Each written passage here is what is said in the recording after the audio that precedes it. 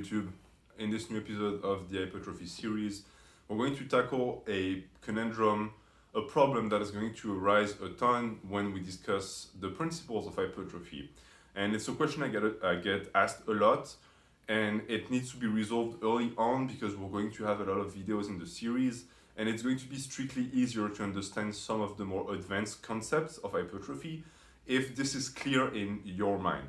So, why do we not promote the use of very high volume with very low intensity? We sort of touched on it a little bit where we spoke about the fact that we should be doing work in a certain intensity window for it to be beneficial towards our total tonnage. But why? Is there a difference between tonnage that comes from low intensity work and tonnage that comes from high intensity work? Well, the answer is yes. But it's not as critical as you would think, because at the end of the day, tonnage is tonnage. Tension put on the muscle is still tension. It's still going to create growth. But because most everything can create growth, we are left with options that are going to be strictly more beneficial in terms of strategy. And the more you get, the more advanced you get, the more tonnage your body requires, the more stimulus it needs to grow. And in those cases, it becomes critical to apply the right strategies, because if you don't do that, you might end up with a suboptimal program, and in the long term, it's going to cost you a lot of gains. Let's establish something here. The concepts of volume and intensity cannot exist without each other. It is not possible. The concept of tonnage is the marriage of these two. The concept of frequency can exist outside of that ground. It is a principle that can stand alone, but the two previous ones cannot. It's not possible. Why?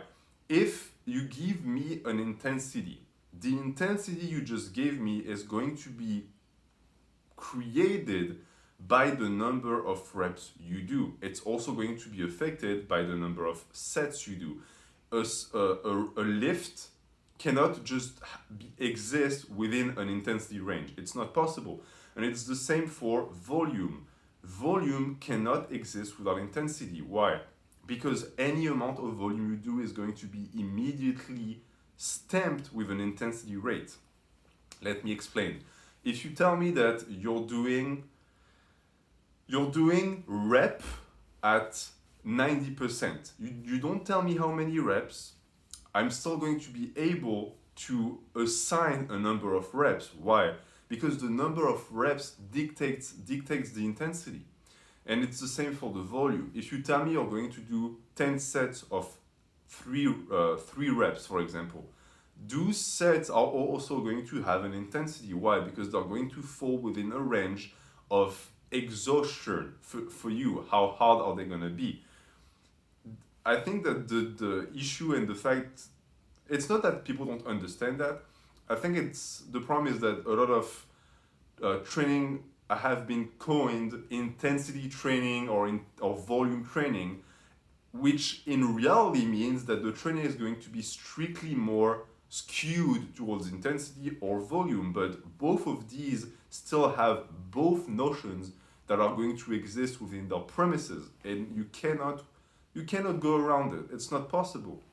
Now, does it mean that doing high reps is always going to be on the lower hand of the totem pole for intensity? And does it mean that doing low reps is always going to be on the lower totem pole for volume? No, but in general, it does, because it is going to create vastly different amounts of tonnage. And this is where the distinction really lays. It's the tonnage at the end. This is why the principle of tonnage was defined very early on in this series, is that yes, you can go by with just talking about volume, intensity, and frequency, but tonnage is going to be a concept that's going to simplify the explanation in a sense. So now, to get back to the topic, why do we not want to do low intensity, high volume training? One, it's time consuming. As I just said, we want to reach a certain amount of tonnage. And because, in my opinion, and it's not even just my opinion, it's just basic math, It's much easier to reach a higher amount of tonnage if you lift heavy weights. What is going to be easier to accumulate?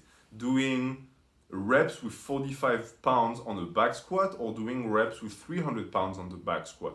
What is going to be more efficient in terms of time management? Doing heavy weight, all right? There are limitations to heavy weight. We're going to discuss it in the video where we explain why we don't want to be doing only high intensity low volume training. Is the flip side of that video. So that's the number one reason. It's going to be strictly tougher to accumulate very high amounts of tonnage very fast. This is why we stay in the intensity window. Not that the weights you're going to be lifting in that window are going to be just magically better for hypertrophy. There are certain studies that sometimes point into that direction. We will explore the reason why heavy weights are good for growth. But it's not just that, it's that it's going to be very tough to accumulate that tonnage. And the more advanced you get, the more tonnage you need to grow, the more it's going to be completely inefficient, because I don't want to have to do sets of 100 several times in my workout. It's going to take me 4 hours and there's no point. When I could just rep the weight with more weight on the bar, save time. The second reason why is we've discussed cardiovascular endurance and the fact that as bodybuilders, we want to destroy our muscular endurance, not the cardiovascular one.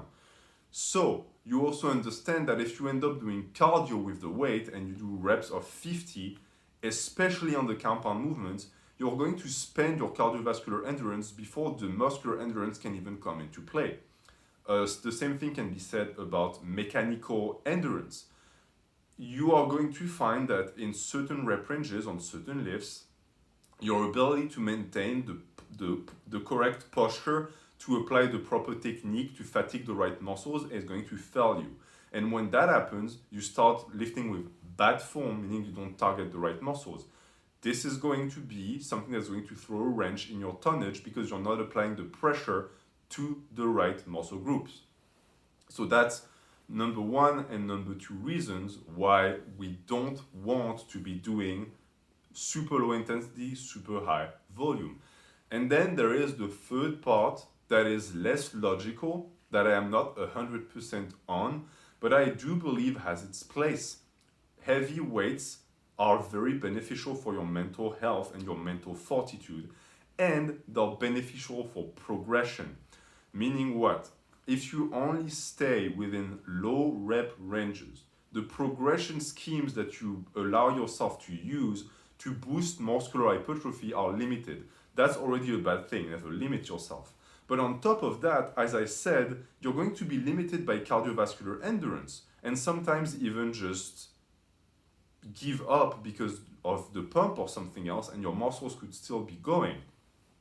So you're not going to experience the type of stimulus that heavy weights would provide. You're not going to get the same type of stretch reflex. You're not going to get the same type of hormonal boost that heavy compound lifts provide, which is very beneficial for people who are natural because we want to slowly improve our testosterone production over time. And because of all of these reasons, this is going to be a subpar way to accumulate tonnage and reach hypertrophy.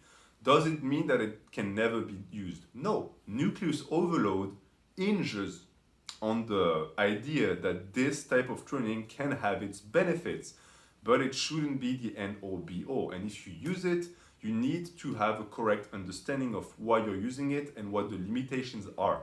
And if you just watched that video, hopefully now you know. Thank you for watching. Have a good day.